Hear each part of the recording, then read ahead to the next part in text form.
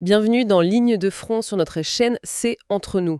Concentrez-vous sur l'analyse du 38e jour de la guerre entre les États-Unis et l'Iran, le sauvetage tactique du pilote de F-15I près d'Ispahan impliquant la Delta Force et les avions HC-130, ainsi que la guerre du pétrole touchant les raffineries du Golfe et les prix mondiaux du brut.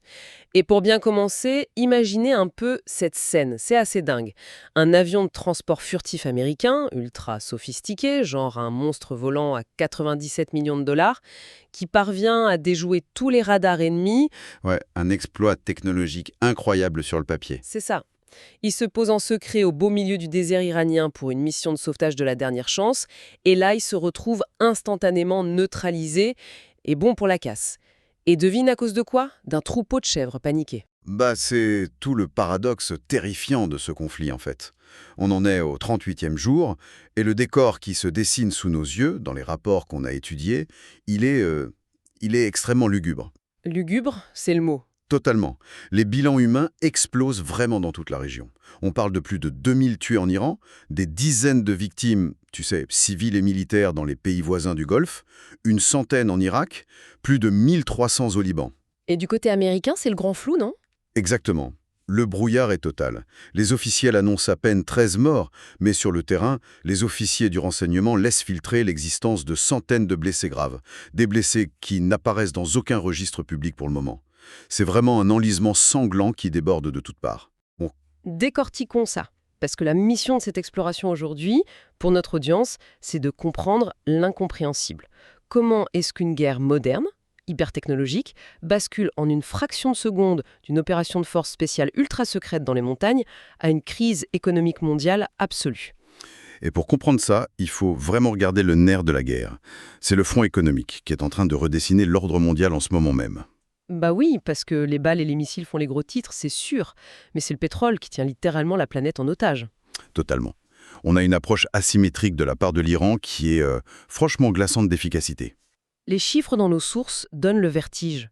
Le baril de brut de la mer du Nord, le fameux Brent, il s'échange au comptant à 140 $. Et ça, c'est juste le prix de base, on va dire.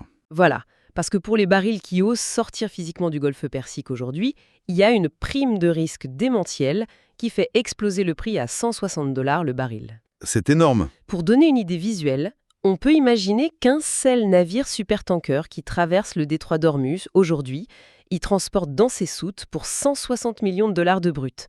C'est carrément le PIB d'une petite nation insulaire, qui flotte au milieu d'une zone de guerre.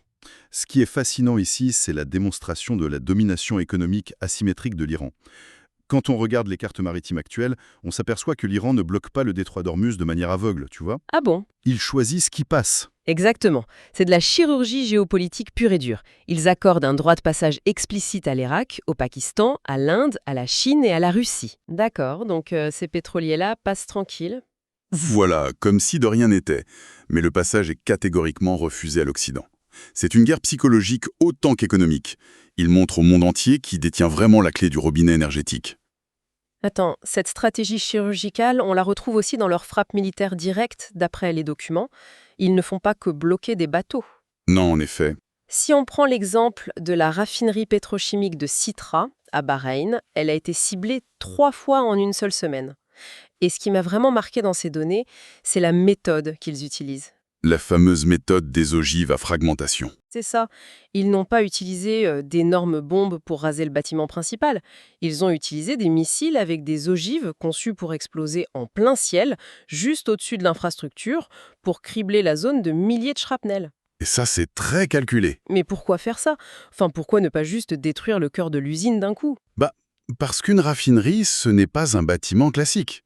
C'est essentiellement un gigantesque système circulatoire, une sorte de cocotte minute géante. Pleine de gaz, j'imagine. Voilà, c'est fait de milliers de kilomètres de tuyauterie sous pression qui transportent des gaz et des liquides hautement inflammables. Si tu lâches une grosse bombe, tu détruis un secteur précis qui peut potentiellement être isolé par des valves de sécurité. Ah ouais, ok. Et si tu fais exploser une charge à fragmentation en l'air, tu perfores la tuyauterie à des centaines d'endroits simultanément. Tu provoques des chutes de pression en chaîne, des fuites de gaz toxiques invisibles et surtout des incendies qui sont quasi impossibles à maîtriser. Et puis, c'est beaucoup plus difficile et long à réparer. C'est vicieux quand on y pense. C'est un peu comme attaquer le système nerveux plutôt que les muscles. Exactement la bonne analogie. Et on a vu la même logique au Koweït avec le gratte-ciel du ministère du Pétrole. Il a été attaqué par des drones, mais avec un détail crucial. Lequel? Ces drones n'ont pas été lancés depuis l'Iran. Les rapports indiquent qu'ils ont été lancés par les Ash'ad al-Shabi, des milices irakiennes alliées. Le bâtiment a brûlé de haut en bas. Là encore, on ne détruit pas du pétrole brut, on détruit les archives, les serveurs, les ordinateurs. Tout ce qui permet de facturer, en fait. Voilà, on paralyse le cerveau administratif pour empêcher de vendre ce pétrole. Tout à fait. Et tu sais, le choix de cibler Bahreïn et le Koweït n'a rien de fortuit dans ce contexte. On est face à l'activation d'une mémoire historique extrêmement profonde dans la région. Comment ça? Eh bien, Bahreïn abrite une très forte population chiite qui s'est souvent sentie opprimée. On se souvient tous de la répression féroce lors du printemps arabe, par exemple. Mais pour bien comprendre l'état d'esprit régional, il faut remonter encore plus loin dans le temps. Ah, tu parles de cette histoire avec la secte du 7e siècle mentionnée par les analystes géopolitiques. Franchement, quand j'ai lu ça, j'ai cru à un scénario de film d'aventure. Ouais, l'histoire des Karmatites, ou Kuramita. C'était une secte islamique chiite originaire précisément de cette région, tu vois, autour du sud de l'Irak, du Koweït et de Bahreïn. Et qu'est-ce qu'ils faisaient de si spécial? À l'époque médiévale, ils menaient une guérilla redoutable. Ils attaquaient les routes commerciales ultra lucratives et les convois de pèlerins. Imagine une sorte de guilde médiévale qui terrorisait les empires de l'époque en tapant là où ça fait mal financièrement. D'accord, je vois le parallèle. Ce que l'Iran fait aujourd'hui en armant ses milices, c'est comme si cette même guilde, avec ses griefs ancestraux, mettait soudainement la main sur des essaims de drones de précision et s'attaquait aux routes commerciales modernes. C'est l'histoire très ancienne qui dicte littéralement les cibles des armes du XXIe siècle. C'est fou de se dire que des rancunes vieilles de plus de 1000 ans influencent le prix du plein d'essence aujourd'hui. C'est exactement ça. C'est là que ça devient vraiment intéressant. Parce que cette mentalité asymétrique, cette idée de trouver le point de pression exact pour faire s'effondrer un géant, on ne la voit pas que sur l'économie mondiale. On la voit aussi sur le champ de bataille pur et dur contre la technologie militaire la plus avancée qui soit. Tu fais référence à l'incident d'Ispahan, je parie. Oui, le crash du F-15E Strike Eagle américain. Parlons-en, parce que c'est là que la géopolitique abstraite percute la réalité humaine de plein fouet. On a un avion de chasse abattu. Et le WSO qui s'éjecte. Voilà. L'officier des systèmes d'armes, le WSO, comme on l'appelle dans le jargon, les experts en survie, cités dans nos sources, expliquent que psychologiquement, c'est un traumatisme absolu pour ces gars-là. J'imagine, le contraste doit être brutal. Totalement. En 1/10 de seconde, le cockpit hyper technologique disparaît, le parachute s'ouvre, le silence tombe et la réalité s'impose. Tu n'es plus un officier intouchable dans le ciel. La terminologie militaire est d'ailleurs super froide. Ils utilisent quel terme? Ils le classent immédiatement comme, et je cite, « survivant en évasion ». Et pour cet homme en particulier, l'évasion commençait vraiment dans les pires conditions possibles. Les éléments de renseignement qu'on a lus suggèrent qu'il était blessé dès la descente. Sûrement à cause de l'explosion, non? Ouais, probablement l'explosion de son propre appareil avant ou pendant l'éjection. Être blessé, seul, de nuit, dans les montagnes rocailleuses du centre de l'Iran, c'est le scénario cauchemar par excellence. Surtout au vu du comité d'accueil qui l'attendait en bas. Le comité d'accueil, c'est même un euphémisme. L'Iran a immédiatement offert une prime de 60 000 $ pour sa capture. 60 000 $, c'est énorme là-bas. Dans cette région, c'est une somme qui change la vie d'une famille sur plusieurs générations. Résultat, ce n'est pas seulement l'armée régulière qui s'est mise à sa recherche, des civils ont pris leurs fusils de chasse, ont sauté dans leur pick-up, formant des dizaines de convois spontanés. C'est devenu une traque générale. J'ai même lu dans un des rapports que certains sont partis avec leurs faucons de chasse pour traquer les mouvements dans les buissons. C'est devenu une véritable chasse à l'homme participative, une sorte de chasse ludique macabre où l'appât du gain se mêle à une ferveur patriotique intense. Et face à cette meute de milliers de personnes prêtes à tout pour toucher la prime, les Américains ont dû déclencher l'opération CSR. Combat Search and Rescue, c'est ça? Exactement. Et là, ils sortent l'artillerie lourde. Ils ont mobilisé les avions HC-130 Combat King. On parle d'appareils colossaux qui valent 97 millions de $ la pièce. Rien que ça. Ouais. Et leur atout principal, c'est le radar P124-1 massif qui est intégré dans le nez de l'appareil. Ce système est tellement avancé qu'il est capable de prendre le contrôle de l'avion et de le piloter en mode automatique au ras des montagnes. Genre, il esquive le relève tout seul, quoi. Voilà, il épouse chaque crête, chaque vallée, même dans le brouillard absolu ou la nuit noire, pour échapper totalement aux défenses antiaériennes. D'accord, la technologie est dingue, mais la logistique m'échappe un peu là. Ispahan, c'est en plein centre de l'Iran. Ça fait bien 600 km à vol d'oiseau depuis la base américaine la plus proche au Koweït. C'est une sacrée distance pour une extraction. Bah oui. Même en volant au ras du sol, tu n'extrais pas quelqu'un avec un énorme avion de transport de cette taille qui ne peut pas se poser n'importe où. Et les hélicoptères furtifs utilisés par les commandos n'ont pas assez de carburant pour faire l'aller-retour. Alors comment ils résolvent cette équation impossible? C'est là qu'ils sortent un joker tactique majeur de leur manche. Le FARP. Le FARP? Ouais, Forward Arming and Refueling Point. En gros, un point de réarmement et de ravitaillement avancé. Puisque les hélicos n'ont pas l'autonomie nécessaire, l'idée est de créer un aéroport clandestin éphémère en plein cœur du territoire ennemi. Clandestin et éphémère. Concrètement, ça donne quoi sur le terrain? Imagine la scène. En pleine nuit, sur une étendue de terre plate et bien isolée dans le désert iranien, les immenses HC-130 se posent. Ils ouvrent leur soute arrière et là, des hélicoptères d'attaque légers, les MH-60J, Little Birds. Ah, c'est ceux qu'on voit dans le film La chute du Faucon Noir, non? Tout à fait, ces petits hélicos s'emportent. Ils sont littéralement sortis de l'avion, leurs pales sont dépliées manuellement en quelques minutes à peine, les opérateurs de la Delta Force sautent dedans et ces petits hélicoptères très silencieux partent au ras du sol chercher le pilote blessé. Et les gros avions pendant ce temps? Ils attendent sagement sur ce tarmac improvisé dans le désert, moteur tournant, prêt à redécoller. Le niveau de planification est juste dingue. Et le pire, c'est que la première phase fonctionne parfaitement d'après nos sources. La Delta Force arrive, arrache le pilote aux mains de la milice, ils reviennent au point de rendez-vous dans le désert, atterrissent à côté des immenses HC-130, et là, C'est le désastre total. c'est ça. Au moment de repartir, impossible pour les deux avions à 97 millions de dollars de décoller. Ils sont littéralement cloués au sol.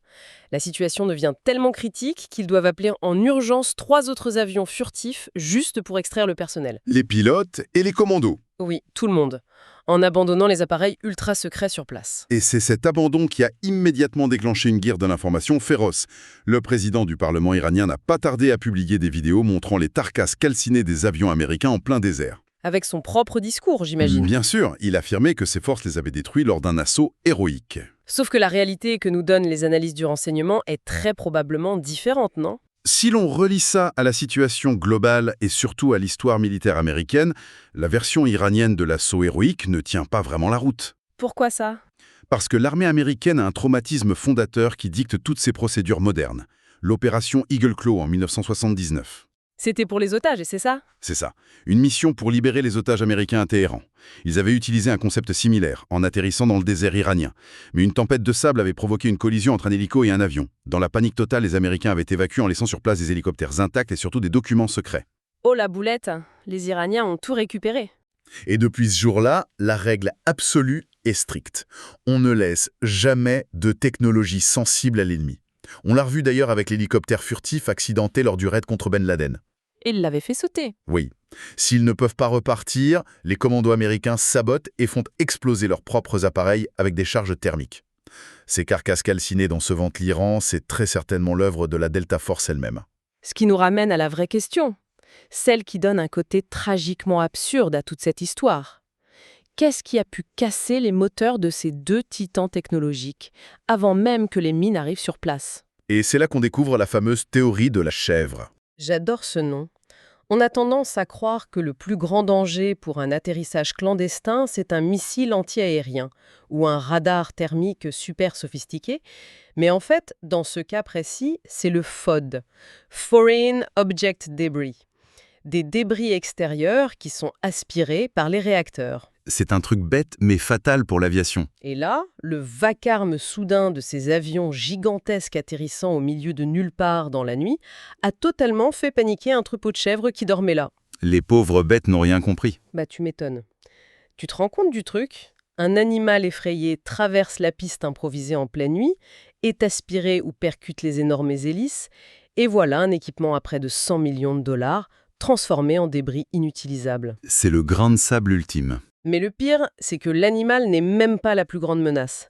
Le vrai cauchemar tactique de cette mission, révélé par les sources, c'est la personne qui garde ces chèvres. Des bergers. Des jeunes bergers, des enfants parfois. Et aujourd'hui, même au milieu d'un désert aride, ces bergers ont des smartphones avec des capteurs vidéo 4K.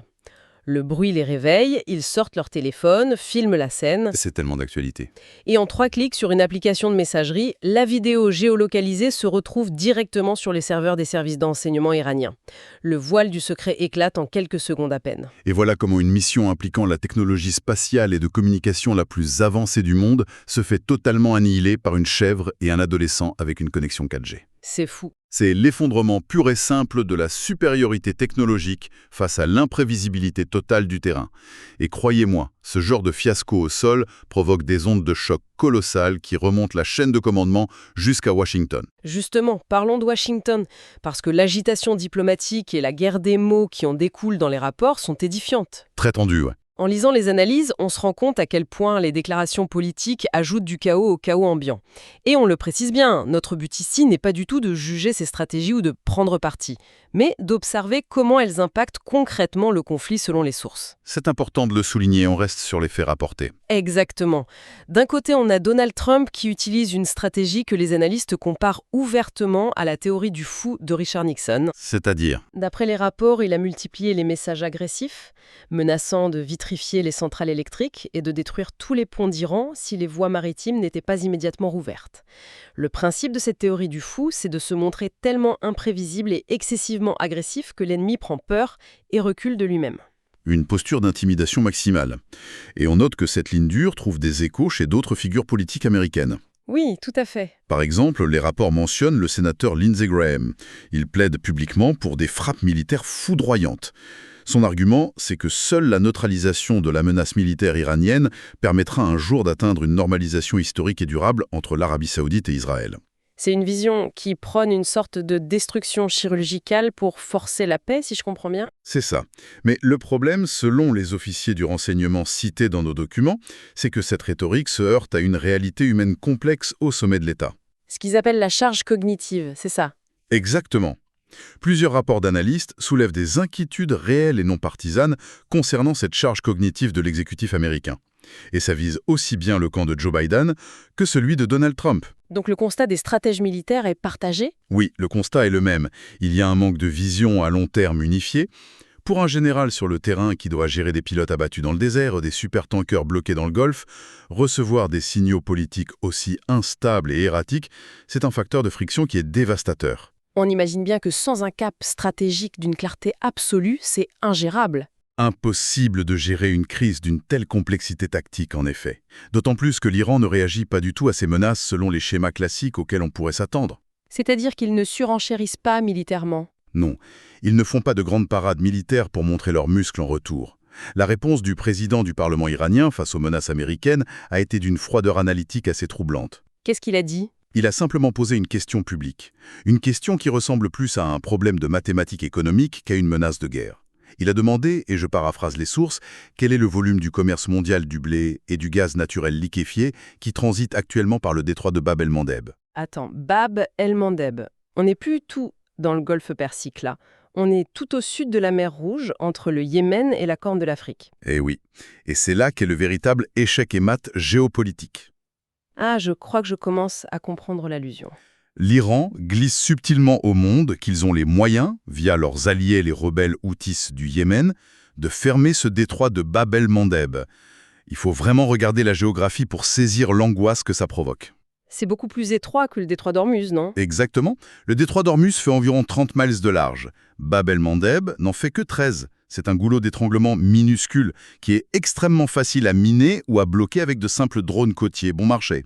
Mais concrètement, si ça ferme, qu'est-ce qui se passe à l'échelle mondiale ? Mais si Bab el-Mandeb ferme, on coupe instantanément la seule route maritime viable vers le canal de Suez et l'Égypte. Ouch. Toute l'économie de l'Asie de l'Ouest est paralysée. Et pire encore, pour la stratégie régionale, l'Arabie saoudite a dépensé des fortunes immenses pour construire d'immenses pipelines. Pour contourner Ormuz, justement. Voilà. Ils ont caché des réserves de pétrole dans leurs montagnes spécifiquement pour pouvoir exporter via la mer Rouge au cas où Ormuz serait bloqué. Si Bab el-Mandeb ferme, toute cette stratégie de secours saoudienne devient obsolète d'un seul coup. Le pétrole est littéralement piégé. Alors, qu'est-ce que tout ça veut dire pour nous? Parce qu'on ne parle plus juste de prix du pétrole sur des écrans pour des traders à la bourse. On parle de conséquences directes et brutales pour notre audience. Tout à fait. C'est le quotidien qui est touché. Si ce détroit ferme, ce n'est pas qu'une simple ligne rouge sur une carte militaire. C'est la chaîne logistique mondiale qui s'effondre. On parle du prix du blé, donc du pain dans nos supermarchés, qui exploserait en l'espace de quelques jours. L'inflation deviendrait instantanément incontrôlable. C'est ça. Et le monde plongerait tête première dans une récession massive et soudaine. On voit bien la déconnexion là. On a d'un côté des appels à des frappes massives censées tout résoudre rapidement par la force, et de l'autre un système géopolitique tellement interconnecté, tellement sensible, qu'une seule étincelle au mauvais endroit asphyxie l'économie de la planète entière. Et ça résume bien toute l'ironie cinglante de cette guerre, qu'elle nous apparaît aujourd'hui dans les documents. D'un côté, tu as la puissance américaine. Il déploie des radars volants qui coûtent le prix d'un hôpital, des réseaux de satellites espions d'une résolution hallucinante. Même si les rapports notent que l'imagerie commerciale américaine a été restreinte apparemment. Oui, Trump aurait restreint cet accès, ce qui a forcé l'Iran à se tourner vers les flux de données satellites militaires de la Russie et de la Chine, avec pas mal de succès d'ailleurs. C'est faux. Mais face à ce rouleau compresseur technologique américain, l'Iran joue une partition complètement différente. Ils répondent avec des drones fabriqués pour 20 000 $, qui sont capables de détruire des infrastructures à plusieurs milliards. Le ratio coût-efficacité est imbattable. Ils utilisent un effet de levier économique asymétrique qui tient les marchés financiers mondiaux en respect. Et surtout, comme on l'a vu avec l'incident de l'avion, ils s'appuient sur une intelligence de terrain redoutable d'efficacité. Une intelligence incarnée par la réalité la plus banale qui soit. Exactement. Des gamins gardant des moutons avec de simples téléphones portables connectés à Internet. Et c'est exactement là-dessus qu'on va laisser les auditeurs réfléchir aujourd'hui. Quand on prend un peu de recul sur cette incroyable histoire de sauvetage dans le désert, si la crème de la crème des forces spéciales américaines, planifiant ses opérations avec les agences de renseignement les plus puissantes de toute l'histoire humaine, peut voir sa mission secrète capoter en quelques secondes à cause de chèvres paniquées et d'un adolescent qui filme avec son smartphone, Ça pose de vraies questions sur l'avenir de la guerre. complètement. Est-ce qu'on n'est pas tout simplement en train d'assister à la mort de ce qu'on appelait le brouillard de la guerre? Dans notre monde hyper connecté d'aujourd'hui, le concept même d'une opération militaire totalement secrète est-il devenu une illusion pure et simple? C'est une perspective assez vertigineuse à garder en tête pour la suite. Un grand merci à tous les esprits curieux d'avoir suivi cette analyse approfondie avec nous. N'hésitez pas à creuser ces sujets vertigineux par vous-même, il y a vraiment de quoi faire avec tout le matériel disponible. À très vite